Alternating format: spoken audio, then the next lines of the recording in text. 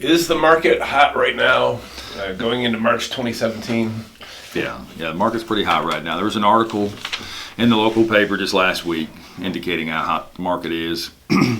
This area of Chatham County is dependent on how hot the market is in Raleigh, Durham, Cary, Apex, Chapel Hill, Wake Forest.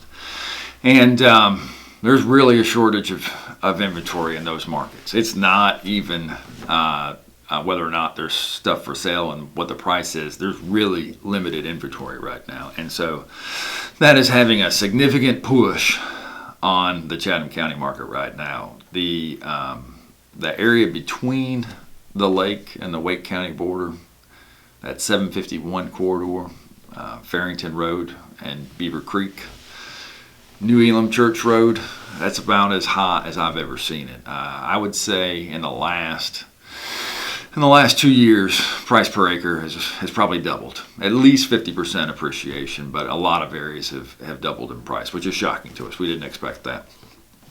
Prices drop a little bit on the other side of the lake between Pittsboro and Jordan Lake, but they're still seeing rapid rates of appreciation. And it's particular price points that are hot right now. 150 to 350 is really scorching hot right now. You know, the 350 to 550 is a little bit cooler, and the 550 to 800, of course, a little bit, but just fewer buyers for those types of properties. Fortunately, I think the 150 and under is a little bit cooler because there are people that can afford those, that price point, tend to not have really good credit right now, and the banking system and the loan process is so incredibly difficult still that you have to have very good credit. So the 150 and under is doing okay with investors and people that are buying stuff to either flip or rent, but nothing as hot as that 150 to 350. We've actually here recently had some multiple offer situations which can cause difficulties. I mean, I remember back in 05, 06, we were doing counter offers on the hood of a car in front of the sellers. That was just how hot the market was. We're not quite there now, but when something comes up that's real special, some of the things that are coming up right now that are very special are homes with acreage. Those are becoming extremely rare, difficult to find. Unrestricted properties, very difficult. So, your traditional home in a subdivision, not so difficult to find, but a home that's not in a traditional neighborhood where you can put a hobby garage in the back or a pottery kiln in the back, something, or have 6 or 7 chickens in the back. Those are unrestricted properties are becoming increasingly rare.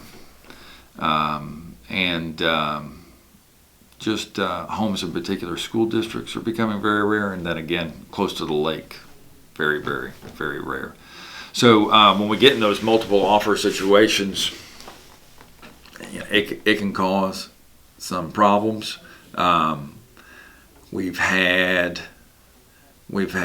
properties go for above asking price. We've had properties go way above asking price. Unless they're a cash buyer, that property still has to appraise. The bank is going to want to make sure that they have good collateral. If a home is $300,000 and you end up paying $320,000, it might not appraise.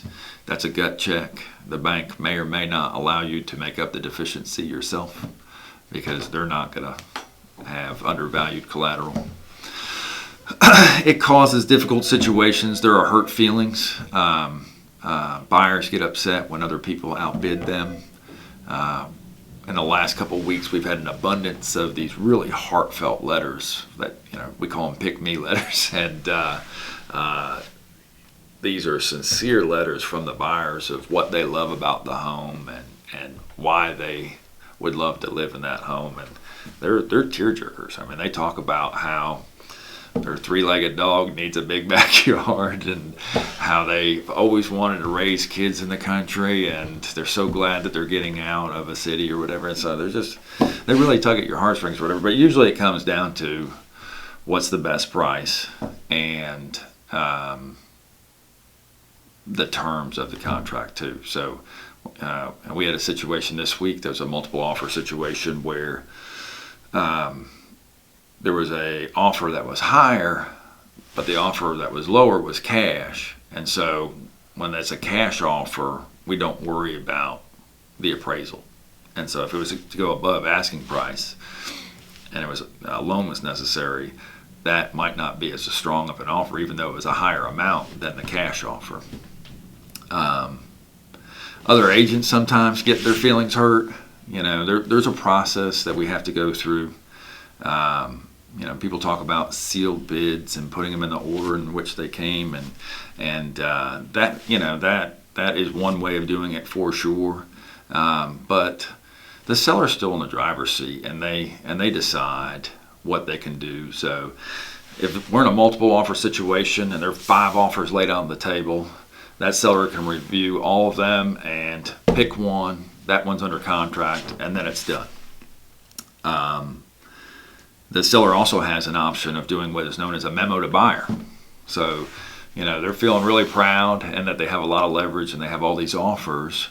They can say, they can give all the buyers a wish list. And there, you know, there's some elements of each offer that they liked. And so they could send all those buyers and brokers representing those buyers what's known as a memo to buyer, and said, this is not a counter, but if you did these things, we would be appreciative and excited and, you know, review your offer again.